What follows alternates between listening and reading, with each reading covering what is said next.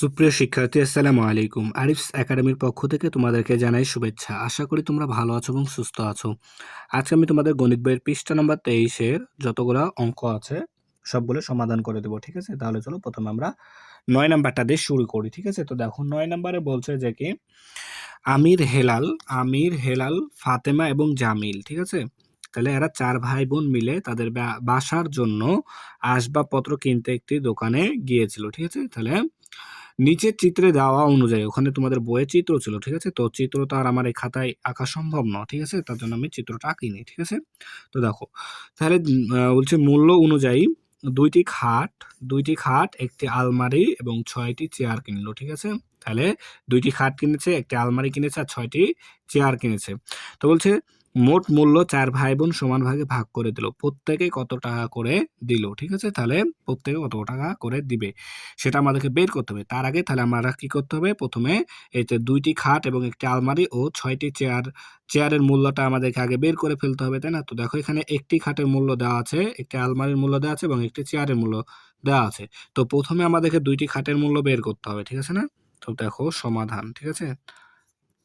তো সমাধান, তাহলে দেখো এখানে একটি খাটের মূল্য দেওয়া আছে কিন্তু ওরা খাট কিনেছিল কয়টি, 2টি, তাই না? তাহলে প্রথমে আমাদেরকে 2টি খাটের মূল্যটা বের করে নিতে হবে। তাহলে দেখো একটি খাটের মূল্য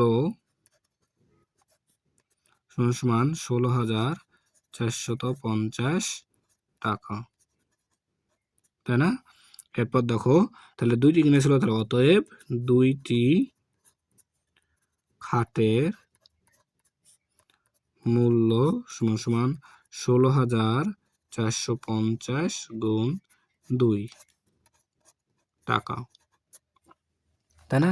তাহলে এখন যদি আমরা এটাকে গুণ করি তাহলে কত হয় দেখো, 2 শূন্য শূন্য, 5 দুগুণ 10 শূন্য, হাতে থেকে 1, 4 দুগুণ 8 আর 1 9, 6 দুগুণ 12, 2 হাতে থেকে 1, 2 কে 2 আর হাতে থেকে 3, তাহলে 32,900 টাকা।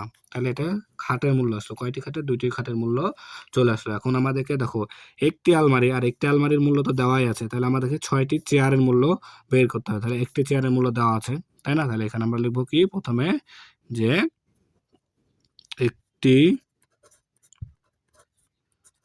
চেয়ারের মূল্য কত, 2,800 টাকা, তাই না? অতএব 6টি চেয়ারের মূল্য সমান 2,800 গুণ 6 টাকা। তাহলে দেখো যদি আমরা এখন গুণ করি তাহলে কত আসবে, 6 শূন্য শূন্য, 6 শূন্য শূন্য, 6 48 8 হাতে থেকে 4, 6 দুগুণ 12 আর 4 16, তাহলে 16,800 টাকা। তাহলে দেখো এখন 6টি চেয়ারের মূল্য পেলাম, 2টি খাটের মূল্য পেলাম আর একটি আলমারির মূল্য তো দেওয়াই আছে, তাই না? তাহলে এই তিনটাকে এখন আমাদেরকে কি করতে হবে, যোগ করে নিতে হবে, তাহলে মোট মূল্যটা চলে আসবে। তাহলে দেখো আমরা এখন এই তিনটা যোগ করব, ঠিক আছে? তাহলে 2টি খাটের মূল্য কত পেয়েছি, 32,900। তাহলে এটা এখানে আমরা লিখে দিই, তাহলে 2টি খাটের মূল্য সমান কত টাকা, 32,900 টাকা, ঠিক আছে? 2টি খাটের মূল্য 32,900 টাকা, ঠিক আছে? আর 6টি চেয়ারের মূল্য 16,800, তাই না? তাহলে ছয়টি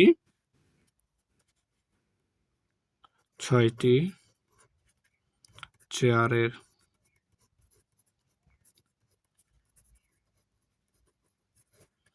মূল্য 16,800 টাকা, তাই না?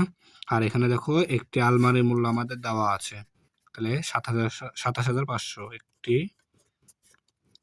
আলমারির মূল্য সমান 27,500 টাকা। তাহলে এখন এটা যদি আমরা যোগ করি তাহলে কত হয় দেখো, তাহলে 0 0 0, 9 আর 8 17, 17 আর 5 22, 22 2 হাতে থেকে 2, 6 আর 2 আর 6 8, 8 আর 7 15, 15 আর 2 17 7 হাতে থাকে 1, 3 আর 1 4, 4 আর 2 6 আর হাতে রেখে 7, তাহলে ৭৭,২০০ টাকা, তাই না? তাহলে এটা কি তাদের মোট খরচ। তাহলে অতএব তাদের মোট খরচ,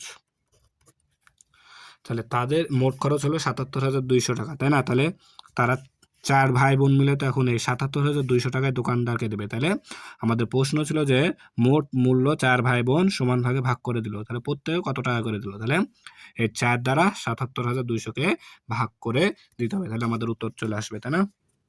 তাহলে এখানে সুতরাং প্রত্যেকে দিবে সমান সমান ৭৭,২০০ ভাগ 4, এত টাকা, তাই না?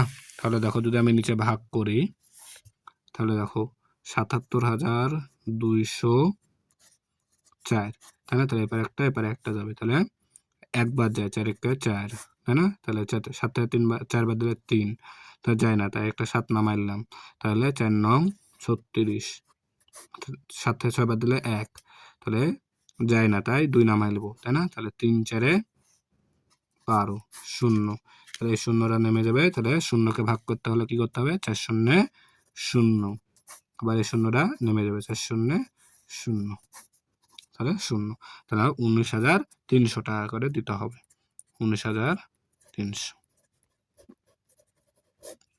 ঠিক আছে? তাহলে এটাই আমাদের উত্তর,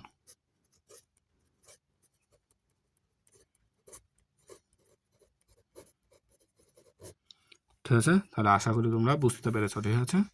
তাহলে এর পরের অঙ্কটা করবো, ঠিক আছে? এবার 10 নাম্বারটা দেখো, প্রশ্নটা পড়ি। তো দেখো বলছে আয়েশা ও আমেনার একত্রে আছে 12,756 টাকা আছে। আমেনার চেয়ে আয়েশার 1120 টাকা বেশি আছে, ঠিক আছে? আমেনার থেকে আয়েশার 1120 টাকা বেশি আছে, তাহলে বলছে আয়েশা ও আমিনার প্রত্যেকের কত টাকা আছে। তাহলে দেখো এটা কিন্তু একবারে সহজ। তো প্রথমে আমরা এটা কি করব, দেখো যে আয়েশা ও আমেনার একত্রে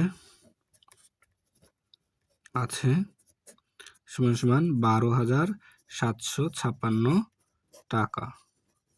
তাহলে এখন দেখো বলেছে আমেনার চেয়ে আয়েশার এত টাকা বেশি আছে, তাই না? তাহলে যদি আমরা এই টাকাটা এখান থেকে বাদ দিই, তাহলে কার টাকা পাবো বলো তো? তাহলে যদি আমরা এই টাকাটা বাদ দিই, তাহলে আমাদের কিন্তু আসবে আমেনার টাকা, ঠিক আছে? তাহলে আমরা এখানে লিখবো যে আমেনার টাকা আছে সমান সমান দেখো 12,756 বিয়োগ 1120 ভাগ 2 টাকা। এখানে 2 দ্বারা ভাগ করলাম কেন ভাইয়া? দেখো এখানে বলেছিল কিন্তু আয়েশা এবং আমেনার একত্রে দুজনার টাকা আছে, কিন্তু দুজনার মিলে কিন্তু এই টাকাটা ছিল, তাই না? আবার বলেছে আমিনার চেয়ে আয়েশার এত টাকা বেশি আছে, তাই এটা বিয়োগ করে দিলাম, আর দুজনের একত্রে ছিল এই টাকাটা, তার জন্য এখানে আমরা 2 দ্বারা ভাগ করে দিলাম, ঠিক আছে? তাহলে আমাদের আমিনার টাকাটা চলে আসবে, তাই না? তাহলে এখন যদি দেখো আমরা বাদ দিই, তাহলে 6 থেকে যদি 0 বাদ দাও তাহলে 6 হবে, আর 5 থেকে যদি 2 বাদ দাও তাহলে 3 হবে, আর 7 থেকে যদি 1 বাদ দাও তাহলে 6 হবে, 2 থেকে যদি 1 বাদ দাও তাহলে 1 হবে, আর এখানে দেখো 1 আছে, এখানে কোনো সংখ্যা নাই, মানে 1 হবে, ঠিক আছে? তাহলে এত ভাগ 2 টাকা, ঠিক আছে? তাহলে 11,636 ভাগ 2 টাকা, ঠিক আছে? তাহলে এখন যদি আমরা ভাগ করি, দেখো এখানে আমি ভাগ করে দেখাচ্ছি তোমাদেরকে, ঠিক আছে? তাহলে দেখো 2 দ্বারা যদি আমরা 11,636কে ভাগ করি, তাহলে দেখো এখানে 2টা ঘর নিতে হবে, ঠিক আছে?